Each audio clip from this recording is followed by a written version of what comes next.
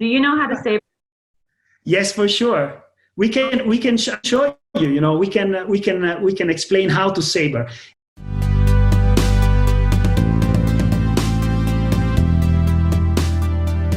Welcome to the Italian Wine Podcast Lockdown Series.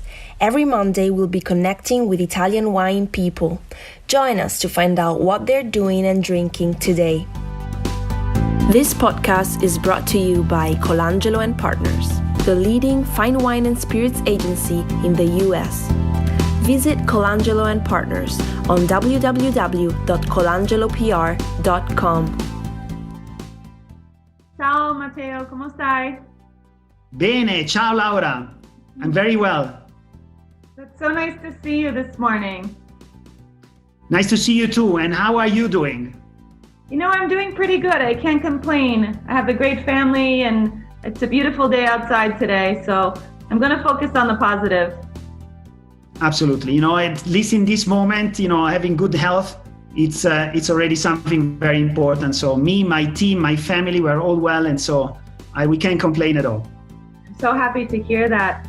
And I'm really excited to do this interview with you because I've been a huge fan of the wines of Trento DOC and of course the wines of Ferrari for so long. I feel like we're family even though, you know, we're far away because through wine we're all connected.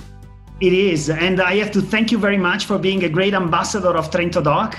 This is also on behalf of all the Trento DOC producer and on behalf of Sabrina, who is a very good friend of yours. Yeah, it's very easy to love great wine, especially great sparkling wine. I've always been a fan, and I think it goes with everything.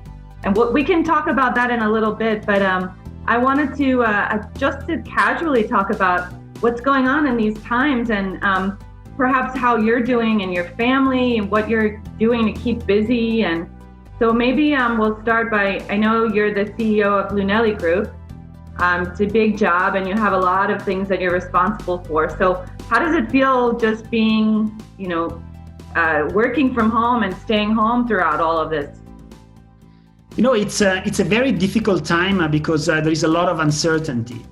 And for example, here in Italy, most of the businesses and industries are closed, while, for example, in food and beverage, companies can be open because, and especially because of the work in the vineyard, we cannot stop it, you know, completely because nature doesn't stop. And so there was a very big responsibility in managing the company and the group and the people in this situation. I think our absolute priority was to make sure to keep everybody safe. So we had to reorganize all our work in order to make sure that the contact between people was absolutely minimized and that people would stay far away one from the other. So we get up. Beautiful. I was also trying to get to the Entos in the weekends when I was in New York. Yeah, it's very difficult, but this island is so beautiful because it's only full-time residents, 2,000 people. But you know, in the summer it gets to be like 10,000. But since we're in April, when we first came out here, we were just, you know, maybe not too many people, but still my husband was a little bit nervous. You're gonna meet him one day when we come to Trentino. He was a little bit nervous. He said, well, what if we run out of food?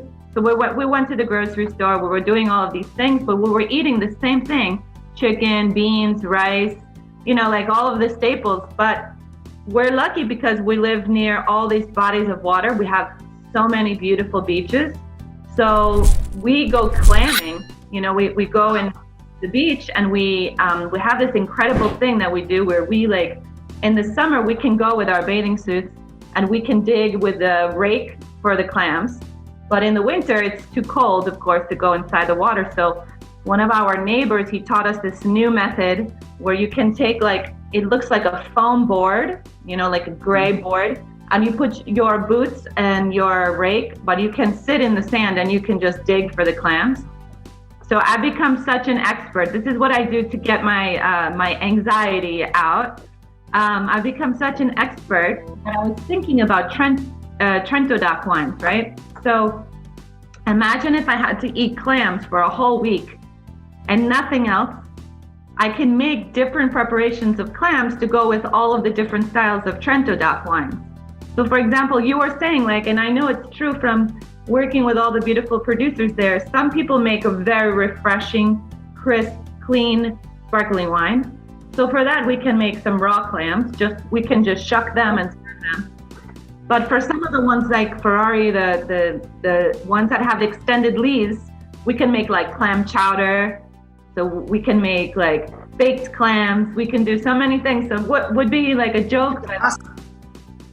Even a spaghetti with clams. Sometimes I don't know how it works with your clams, but it's a good pairing with Trento DOC. You know, in general, for example, when you have a touch of fat of that the crisp acidity of Trento DOC is a good balance, and you know, raw fish obviously is a very typical and perfect pairing. And it's funny because it's a mountain sparkling wine, but it's certainly, you know, a great wine for seafood.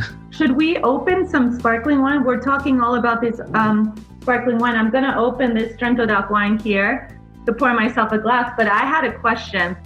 So I've always been nervous to saber wine. Like a long time ago, I was on a cruise ship and I tried to saber a bottle of champagne. I'm a champagne lover. I love and sell so much. And Trento DOC, of course, sparkling wine. But I've never sabered a bottle because I'm too scared. Do you know how to saber? Yes, for sure. We can show you. You know, we can explain how to saber. Actually, you have to pay attention every time. You know, this is something that you need to do with a little bit of attention, because you know, especially, you know, because obviously glass can be dangerous. But I can show you how to do it. Then, you know, I always say to people that they shouldn't, you know, repeat unless, you know, there is somebody who knows how to do it, because again, it can be dangerous. But I can show you.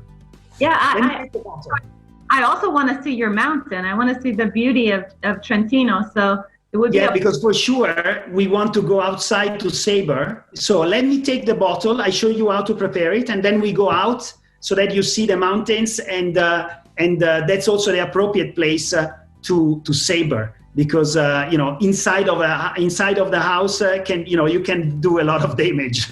Yes, I don't want that. You have to identify in the bottle, you know, there is a sign that indicates basically where there is the two parts of the bottle get together. So you normally, if you look carefully, you will notice that there is a part where you can see there is a sort of conjunction. It is very important that when you saber, you go exactly in this, you will saber exactly in this area, because this is where, the area where the bottle will be, will make, will create the break as you are looking for. Great. First of all, start from a cold bottle. Normally, for example, when you are in the mountain, the perfect thing is to put the neck inside of the snow. Oh, I love that. That's great. It's very cold. And it's even better when you have the neck, which is colder than the rest of the bottle. Okay. Or if you have an ice bucket, put the bottle upside down. That's a good technique. Then you prepare it, and I normally take away the cage.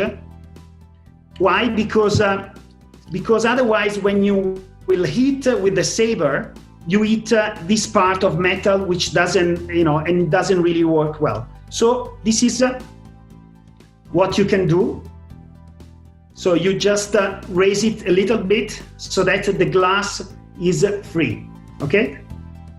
So in terms of temperature, for Trento DOC, we normally suggest to serve it at the temperature which is, let's say, from 9 to, let's say 10, 11 degree, depending on, usually the warmer, it's better for reserves.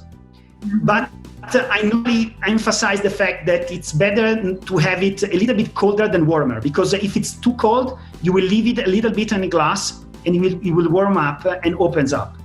When it's too warm, there is no way back.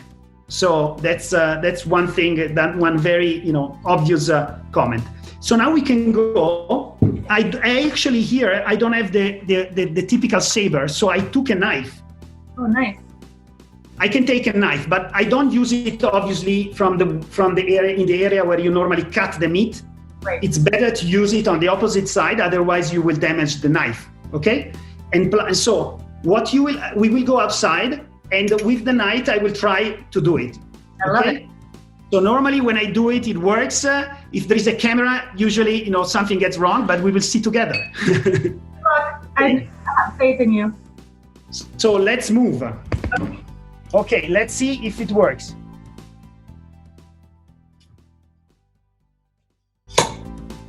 Wow. You see, nice and easy.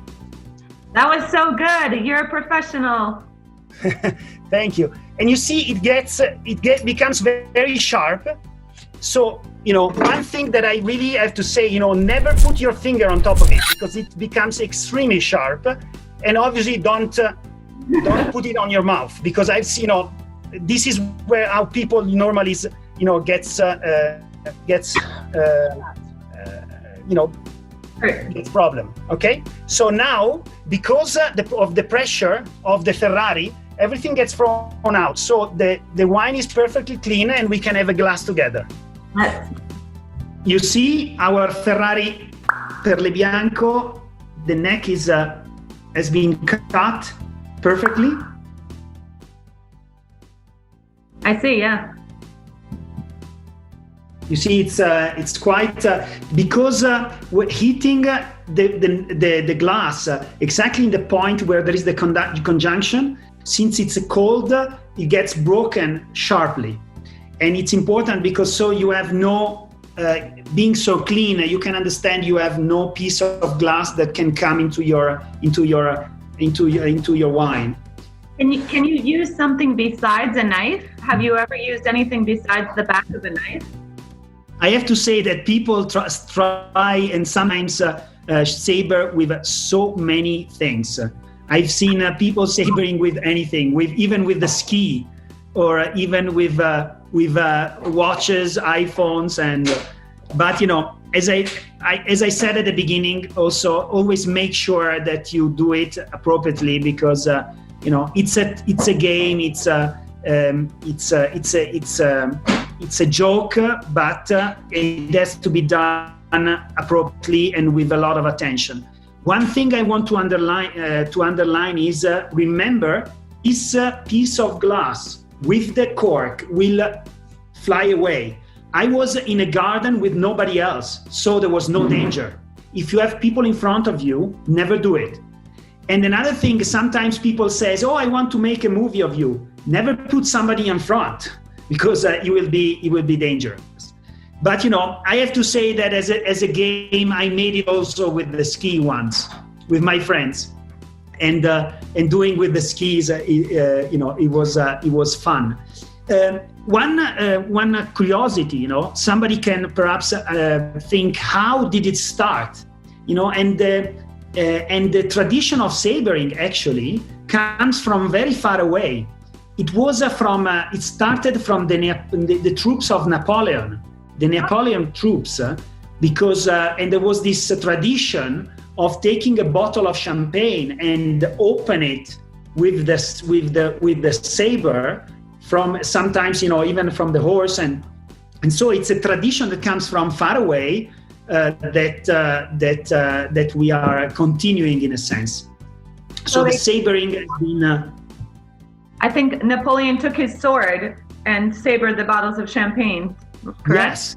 Yes. It was Napoleon, and actually their troops, his troops, who traditionally after the victories. So it has this touch of a history that it's a nice one. Plus, I have to say that probably at that time, the glass bottles were not as they are now. So the trick was probably even more difficult. But they had big sabers. So the origin of sabering comes from there. And as I said, nowadays people tries with many different things. I've seen, I have a good friend who does it with the fork and with the spoon as well. Well, it's funny. So I'm gonna build my confidence, Matteo. I'm gonna start to try to saber some champagne tonight. But I would think I'm gonna repeat what you said. The do's and don'ts. The do's has to be very, very cold, right? So I don't have any mountains. So I'm gonna use an ice bucket and ice the neck. That's correct, right? That's perfect. So put the bottle upside down so that the neck becomes very cold inside of the ice. That's a very important point. Then I'm going to make sure that I find the seam where the two pieces of glass connect. Absolutely. So that you will go with the saber, the knife, or anything. You will go exactly in that point. Okay. I'm going to make hit the glass exactly, in the area where the junction is. Okay. And I also, as I showed you before, I took away the cage. Because otherwise you will not eat the glass, but you will eat the cage, and this is a little bit different, because it's the sharp touch of the knife towards the glass that creates the perfect break. Perfect. So again, with attention, with a lot of attention, enjoy it. Okay, perfect. And make sure that no one is standing in front of me, and I try to take a view of the mountains. Yeah, even when you are, you could do it, even, the important thing is nobody in front of you. Okay, I will do it inside the beach into the ocean. Yeah, but make sure that you get back the piece of the cork and the piece of glass. We spoke about sustainability. I will go out and take my cork as well from the garden. So first of all, cheers. Chin chin. Cheers. Chin.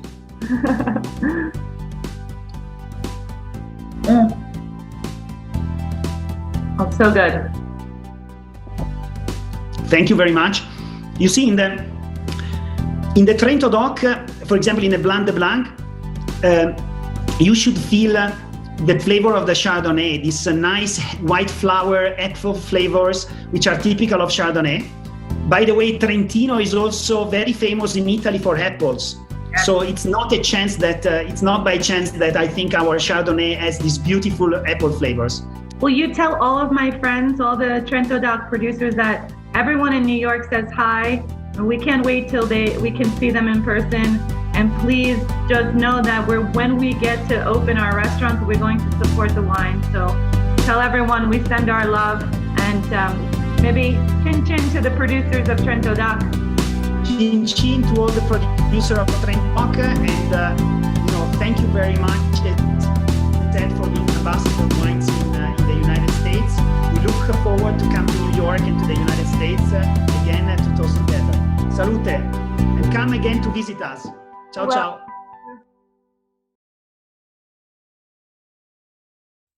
See you next Monday for another Virtual Wine Journey Italian Wine Podcast Lockdown series.